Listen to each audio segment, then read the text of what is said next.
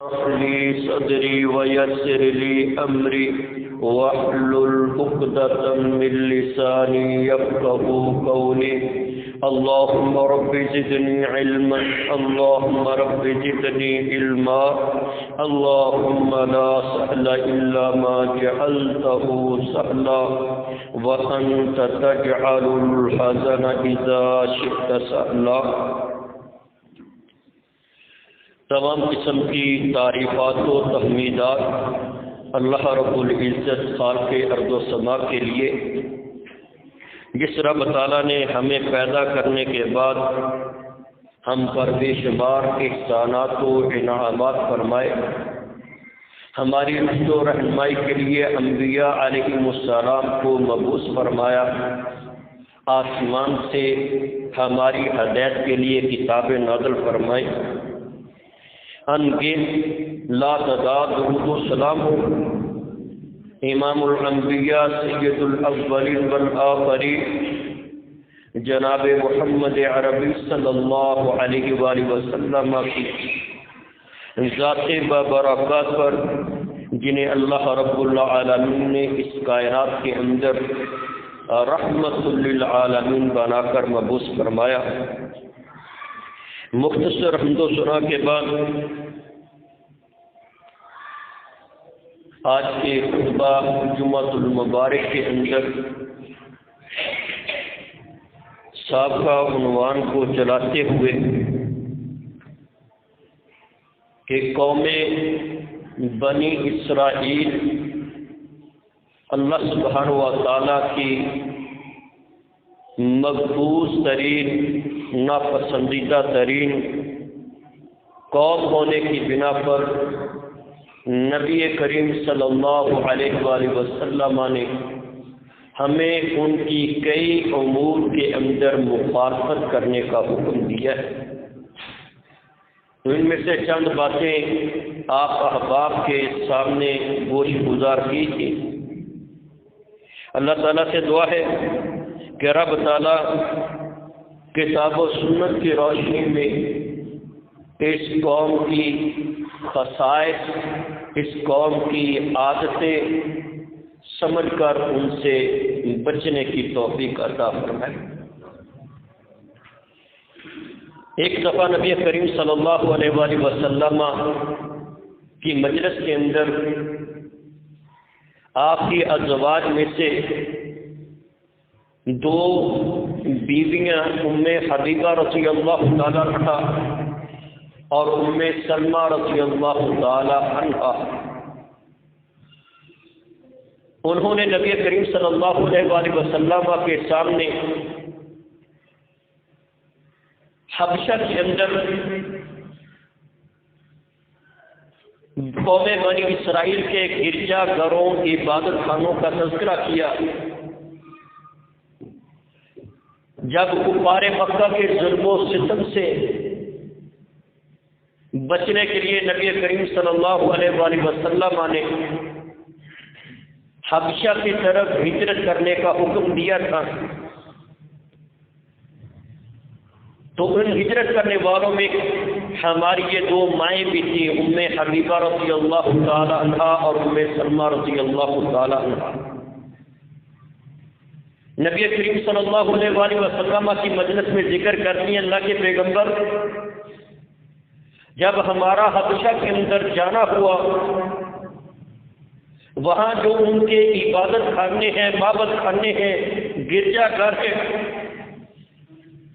ان کے اندر انہوں نے مورتیاں رکھی ہوئی ہیں.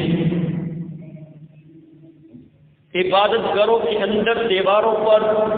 پینٹنگ کی ہوئی ہے، تصویریں بنائی ہوئی ہیں، تماثیل ہیں، صورتیں ہیں. جبکہ مسلمانوں کے عبادت خانوں کے اندر، مسلمانوں کی مساجد کے اندر اس طرح کی کوئی بھی چیز نہیں ہے، نہ کوئی مورتی رکھی جاتی ہے، نہ کوئی تصویریں، شکلیں رکھی جاتی ہیں، نہ در و دیوار پر پینٹنگ کی جاتی ہے. تو نبی کریم صلی اللہ علیہ وآلہ وسلم نے یہ سن کر ارشاد فرمایا کہ یہ روئے زمین پر وہ رب تعالیٰ کی مقبول ترین قوم ہے، ناپسندیدہ ترین قوم ہے۔ انہوں نے اللہ سبحانہ و تعالیٰ کی کتابوں اور انبیاء کی تعلیم کو چھوڑ کر خود ساختہ عقائد و نظریات اعمال اپنے اندر پیدا کر لیے تھے۔ فَإِذَا مَاتَ بِهِمُ الرَّجُلُ الصَّالِحُ بَنَوْا عَلَى قَبْرِهِ مَسْجِدًا، کہ ان کے اندر جب کوئی نیک آدمی فوت ہوتا، دنیا سے جاتا، یا تو اس کی قبر کو ہی سجدہ گاہ بنا لیتے، عبادت کی جگہ بنا لیتے، یا اپنے عبادت خانوں کے اندر نیک لوگوں کی تصویریں رکھ لیتے، نیک لوگوں کے مجسمے بنا کر سجا لیتے، نیک لوگوں کی مورتیاں بنا کر مساجد کے اندر عبادت خانوں کے اندر رکھ لیتے۔ نبی علیہ الصلوۃ والسلام نے فرمایا اولئک شرار الخلق عند اللہ یوم القیامہ، یہ قیامت تک کے لیے رب تعالیٰ کے نزدیک روئے زمین پر سب سے بدترین لوگ ہیں، یہ بدترین قوم ہے کہ جنہوں نے رب تعالیٰ کی آسمانی کتابوں کے احکامات کو بھی پوچھ ڈال دیا، اپنے انبیاء کی تعلیمات سے بھی روگردانی کر لی، اور اپنے اندر ایسے عقائد اور ایسے اعمال پیدا کر لیے جن کا اس وقت کے نبی کی تعلیمات میں کوئی نام و نشان نہیں، بلکہ ہمارے رحمت للعالمین پیغمبر نے ان بد نصیبوں پر لعنت بھی کی ہے۔ صحیح بخاری کے اندر حدیث ہے، نبی کریم صلی اللہ علیہ وآلہ وسلم نے فرمایا لعنت اللہ علی الیہود والنصارى اتخذوا قبور انبیاء مساجد، اللہ کی اس قوم بنی اسرائیل یہود و نصارہ پر اللہ کی لعنت برسے، اللہ کی پھٹکار اس پر برسے کہ یہ وہ بد نصیب لوگ ہیں کہ انہوں نے اپنے انبیاء کی قبروں کو بھی پوجا گاہ بنا لیا، مساجد بنا لیا، عبادت خانے بنا لیا، ان کی قبروں کو عبادت گاہ بنا لیا۔ جس قوم کے طرز عمل سے، جس قوم کے اس برے عمل سے اللہ کے پیغمبر نے اپنی مرض الموت کے اندر بھی اپنی امت کو متنبع کرتے ہوئے آگاہ کیا، بدقسمتی سے بنی اسرائیل والا یہود و نصارہ والا عمل آج مسلمانوں کے اندر بھی پایا جا رہا ہے۔ ہمیں تو ان بنی اسرائیلیوں کی یہود و نصارہ کی مخالفت کا حکم دیا گیا، ہمارے پیغمبر نے لعنت کی بددعائیں کی ہیں،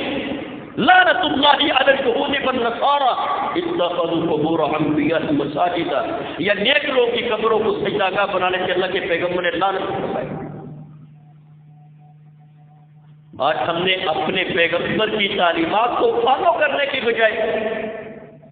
آج بھی ہم نے دین اسلام کو ایک خانقاہی نظام بنا دیا۔ یہود و نصارہ کی کاپی آج بھی ہمارے 1 کلومیٹر کے فاصلے پر درگاہیں خانقاہیں بنی ہوئی ہیں، جہاں لوگ اپنی زمینیں نیاز جھکاتے ہیں۔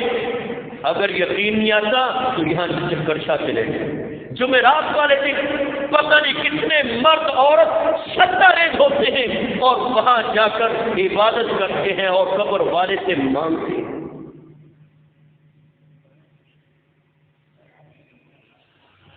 جس عمل کے اندر ہمیں مخالفت کا حکم دیا گیا، آج مسلمانوں نے اس کو اپنے ایمان کا معیار سمجھ لیا۔ اگر ان پر کوئی تبصرہ کیا جائے، ان کے بارے میں آگاہی دی جائے، ان پر جٹ سے فتویٰ لگا دیا جاتا ہے یہ بزرگوں کے اولیاء کے گستاخ ہیں۔ یہی کام اگر بنی اسرائیل کی قومیں یہود و نصارہ کرے، وہ اللہ کے ہاں ہمارے پیغمبر کے نزدیک اللہ کی لعنت کے مستحق ٹھہرے، اور اگر یہی کام بنی اسرائیل والا امت محمدیہ کرے تو یہ عین عبادت ہے، عین ایمان کا معیار ہے، عین کامیابی کا ذریعہ، نجات کا ذریعہ۔ اس لیے تو نبی علیہ الصلوۃ والسلام نے اپنی امت کو قبل از فقر متنبع کر دیا تھا، لَتَتَّبِعُنَّ سُنَنَ مَنْ كَانَ قَبْلَكُمْ، وقت آئے گا کہ تم بھی سابقہ قوموں کے نقش قدم پر چلنا شروع کر دو گے، سابقہ قوموں کو فالو کرنا شروع کر دو گے، ان کو لائک کرنا شروع کر دو گے، ورنہ کہ ایسے تم ان کی کاپی کرو گے جیسے ایک ہاتھ دوسرے ہاتھ کے مماثل ہوتا ہے، سائز کے اندر، وساقت کے اندر ایک پاؤں دوسرے پاؤں کے مماثل ہوتا ہے، ایک ہاتھ دوسرے ہاتھ کے مماثل ہوتا ہے، کوئی فرق نہیں ہوتا۔ صحابہ کرام نے کہا اللہ کے پیغمبر آپ کی کیا مراد ہوئی یہود و نصارہ؟ آپ نے فرمایا اور تم بھی قوم بنی اسرائیل کے ذریعے ان کی کاپی کرنا شروع کر دو، اور یہ کافی پورے زور و شور کے ساتھ کی جا رہی ہے۔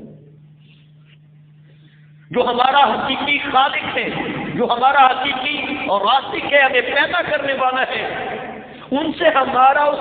رابطہ تعلق ٹوٹ گیا ہے، کٹ گیا ہے، اور ان قبروں والوں کے ساتھ ہمارا تعلق ٹوٹ گیا ہے۔ شیخ الاسلام ابن تیمیہ رحمۃ اللہ علیہ کہا کرتے تھے جس انسان کے دل کے اندر رب تعالیٰ کے علاوہ کسی مخلوق کا ڈر ہوگا، رب تعالیٰ سے ڈرنے کی بجائے اوروں کا ڈر ہوگا، فرمایا کہ وہ ہر ایک کے سامنے جھکے گا۔ جو ایک اللہ کا پجاری ہے، ایک رب کے سامنے اپنی جبین نیاز اٹھانے والا، فرمایا کہ اس کے دل کے اندر کائنات کی کسی بھی شخصیت کا ڈر نہیں ہوگا سوائے اللہ کا ڈر۔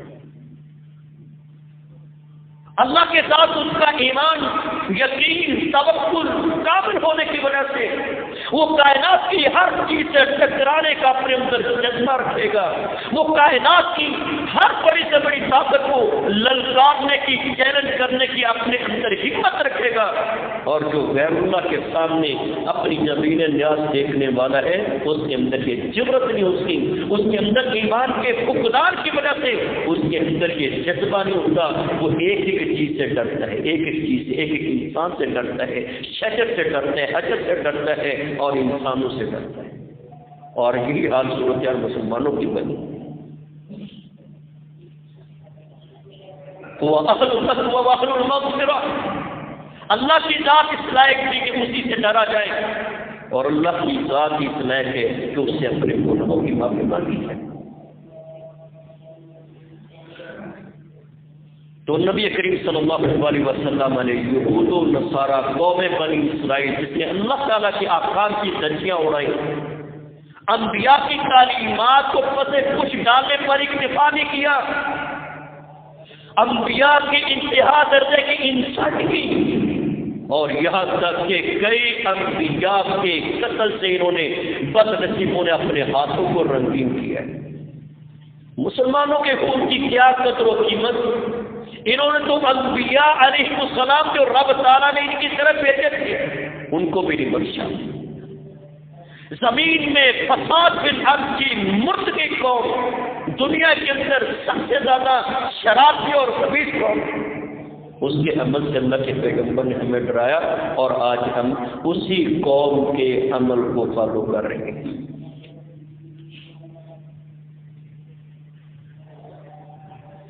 اور دوسرا نبی علیہ السلام نے بار بار اپنی امت کو آگاہ کیا کہ یہ بنی اسرائیل قوم، یہود و نصارہ، انہوں نے آسمانی کتاب انبیاء کی تعلیم سے قطع تعلق ہو کر اپنے اندر اختلاف پیدا کرنے کی وجہ سے دڑوں کے اندر بٹ گئی، گروہوں کے اندر بٹ گئی، پارٹیوں کے اندر بٹ گئی، اور اتنے ان کے اندر اختلافات پیدا ہوئے، یہودی 71 جماعتوں کے اندر، 71 فرقوں کے اندر بٹ گئے، عیسائی 72 کے اندر بٹ گئے۔ نبی علیہ السلام نے اپنی امت کو متنبع کر کے فرمایا تھا کہ ایک وقت آئے گا کہ میری امت بھی ان کی نکالی کرتے ہوئے وہ 73 جماعتوں کے اندر بن جائے گی، 73 فرقوں کے اندر بن جائے گی۔ فرمایا کہ کلہم فی النار، ساری کی ساری جہنم کے اندر جائیں گی سوائے ایک کے۔ اب وہ ایک کون ہے؟ ہر بندہ یہی کہتا ہے کہ وہ ہماری ہے، وہ ہماری جماعت ہے، وہ ہماری جماعت ہے۔ نبی علیہ الصلوۃ والسلام نے صاف وضاحت فرمائی کو کون لوگ ہوتے؟ فرمایا ما انا علیہ واصحابی، جس دین اور مذہب پر میں اور میرے صحابہ کرام ہیں، جن عقائد و نظریات کے حامل میں اور میرے صحابہ کرام ہیں، وہ تعلیمات جن کے حامل میں اور میرے صحابہ کرام ہیں، اس منہج پر، اس دین پر، اس تعلیمات پر چلنے والے، فرمایا کہ وہ جہنم سے بچیں گے، باقی سارے جہنم سے چلے جائیں گے۔ یہ کیوں اللہ کے پیغمبر نے تنبیہ کی ہے، رد دیا ہے کہ کہیں میری قوم بھی قوم بنی اسرائیل کی طرح آسمانی کتابوں میں اختلاف کر کے، اپنے پیغمبر کی تعلیمات سے اختلاف کر کے، وہ بھی گروہوں کے اندر، دڑے بازیوں کے اندر، جماعتوں کے اندر، فرقوں کے اندر نہ بڑھ گئے۔ یہ دڑے، یہ جماعتیں، یہ بہت بڑا عذاب ہے، یہ قوموں کی ساکھ کو، بنیاد کو تباہ و برباد کر کے رکھ دینے والی چیز ہے۔ اختلافات جس قوم کے اندر پیدا ہو جائے، وہ قوم اپنے آپ مر جاتی، اس کو مارنے کے لیے ہتھیار چلانے کی ضرورت نہیں ہوتی۔ عبداللہ بن مسعود رضی اللہ عنہ فرماتے ہیں کہ نبی کریم صلی اللہ علیہ وسلم نے فرمایا لا تختلفوا، اختلاف نہ کرنا۔ اختلاف کب ہوتا ہے؟ جب آسمانی تعلیمات انسان کی خواہش نفس سے ٹکراتی ہے، انسان اپنے خواہش نفس کو رب تعالیٰ کی تعلیمات پر ترجیح دیتا ہے، پھر اس لیے وہ رب تعالیٰ کے احکامات کی مخالفت کرتا ہے اپنے نفس کی خواہش کو بچانے کے لیے۔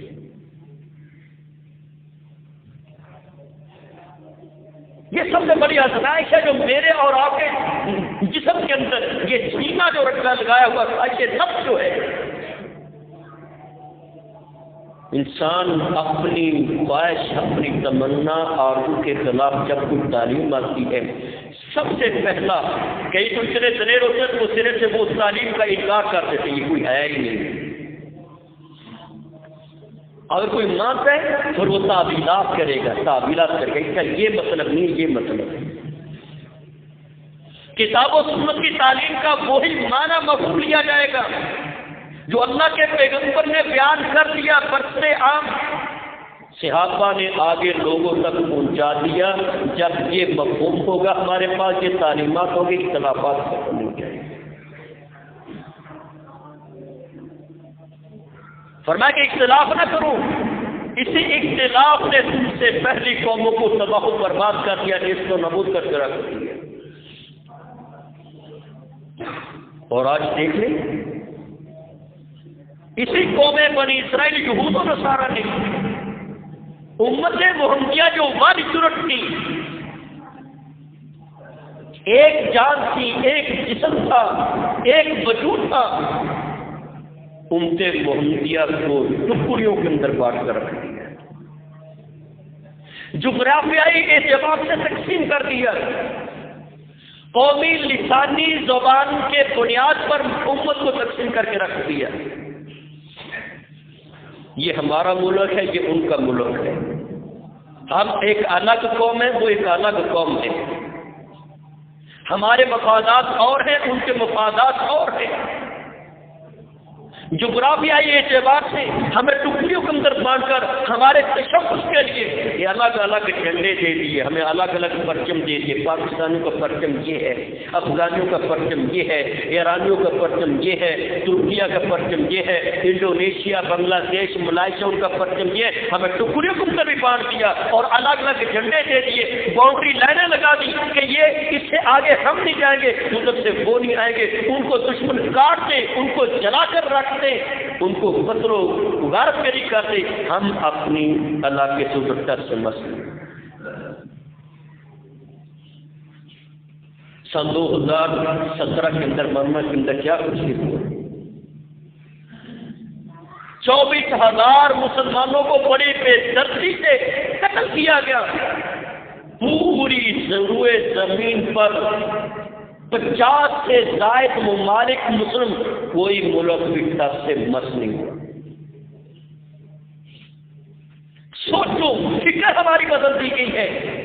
ہمارے لینے دینے کے پیمانے بدل دیے گئے ہیں، اتنا اختلاف امت کے اندر پیدا کر دیا گیا ہے۔ نبی علیہ الصلوۃ والسلام نے فرمایا المسلمون ید واحد، امت ایک ہاتھ ہے، ایک طاقت ہے، بہت قوت ہے۔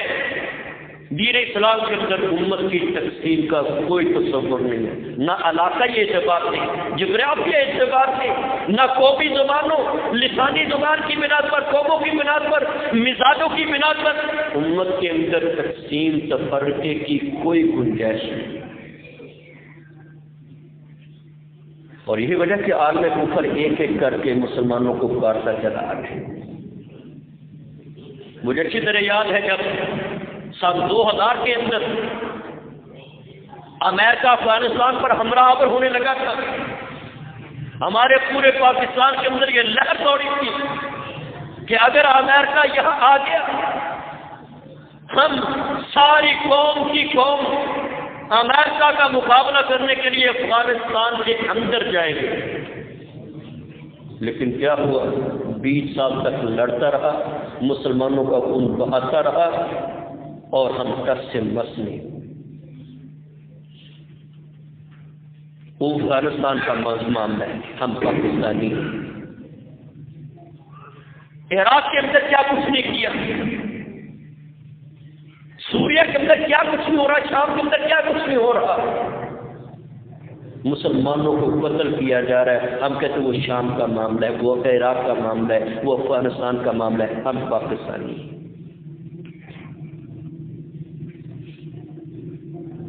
تو نبی علیہ الصلوۃ والسلام نے ان اختلافات سے اپنی امت کو ڈرایا۔ سنن ابن ماجہ کے اندر حدیث ہے، حدیث بڑی لمبی ہے، میں اپنے موضوع کے مطابق اس کا ایک ٹکڑا آپ کے سامنے رکھتا ہوں۔ نبی علیہ الصلوۃ والسلام نے مہاجرین صحابہ کرام، جن میں ابو بکر بھی موجود ہے، سیدنا عمر جیسے، طلحہ زبیر جیسے، جن کو دنیا کے اندر جنتی ہونے کی گارنٹی تھی، وہ صحابہ موجود ہے 10 کے قریب، ان میں عبداللہ بن عمر بھی موجود ہے۔ نبی علیہ الصلوۃ والسلام نے فرمایا کہ میرے مہاجرین صحابہ کی جماعت 5 کام ایسے ہیں، 5 کام اگر وہ کسی قوم کے اندر پیدا ہو جائیں، وہ رب تعالیٰ کے نقد عذاب سے نہیں بچ سکتی۔ میں اللہ سے دعا کرتا ہوں کہ اللہ سبحانہ و تعالیٰ تمہیں ان 5 کاموں سے بچائے۔ مہاجرین صحابہ کو اللہ کے پیغمبر کہہ رہے ہیں، اور وہ زمین کے نفوس قدسیہ جن کے جنتی ہونے کی گارنٹی دے دی گئی ہے، اللہ کے پیغمبر ان کو خطاب کر کے فرما رہے ہیں، اے میرے مہاجرین صحابہ، 5 کام اگر کسی قوم کے اندر پیدا ہو جائے، رب تعالیٰ کے نقد عذاب سے وہ قوم نہیں بچ سکتی۔ میں اللہ سے دعا کرتا ہوں اللہ تمہیں بچائے۔ ان میں سے آخری کام اللہ کے پیغمبر نے بیان فرمایا تھا کہ جو قوم رب تعالیٰ کی کتاب کے مطابق اپنے فیصلے نہیں کرتے، رب تعالیٰ کی نازل کردہ تعلیمات کو اپنا منشور منتخب نہیں کرتے، دستور حیات منتخب نہیں کرتے، رب تعالیٰ نقد سزا کے طور پر اس قوم کے اندر پھوٹ ڈال دیتا ہے، اختلاف ڈال دیتا ہے۔ آج جس مقصد کے لیے ہم نے سب زمین پاکستان کو حاصل کیا تھا، وہ بھی لا الہ الا اللہ کی بیس نظریاتی ملک ہے، لیکن آج تک رب تعالیٰ کی کتاب کے مطابق ہمارے ملک کے اندر فیصلے نہیں ہوئے۔ رب تعالیٰ کی کتاب کے مطابق ہم نے اپنی تعلیمات کا، دستور کا، منشور کا انتخاب نہیں کیا، جس کا نتیجہ یہاں پہنچا۔ اب مذہبی، سیاسی، ہر قومی لسانی بنیادوں پر پورے ملک کے اندر اختلافات کی ایک جنگ شروع ہوئی ہے۔ سندھی، بلوچی، پنجابی، سرائکی اور کے پی والے وہ الگ، یہ ساری ایک اختلافات کی ایک لمبی فہرست بنی ہوئی ہے، اور اس کا نتیجہ کہ یہ رب تعالیٰ کی طرف سے نقد سزا ہے۔ ہم نے اللہ کی کتاب کو اپنا فیصل نہیں بنایا، اللہ تعالیٰ کی کتاب کے مطابق اپنی زندگیوں کو نہیں ڈالا، اس کے نتیجے میں یہ اختلاف ہوا۔ تو نبی علیہ السلام نے دوسری چیز جس سے اپنی قوم کو ڈرایا تھا وہ تھا اختلافات، کیونکہ یہ یہود و نصارہ کی عادت ہے، یہ اس مغضوب علیہ قوم کی خسرت ہے جس پر رب تعالیٰ نے لعنت کی ہے، اللہ کے پیغمبر نے لعنت کی ہے۔ بدقسمتی سے اسی قوم بنی اسرائیل کی یہ عادت ہمارے اندر بھی پیدا ہوئی۔ اللہ تعالیٰ سے دعا ہے کہ اللہ تعالیٰ ہمیں صحیح معنی کے اندر اپنے پیغمبر کی تعلیمات پر عمل کرنے کی توفیق عطا فرمائے۔ اقول قولی ھذا استغفر اللہ لی و لکم ولسائر المسلمین۔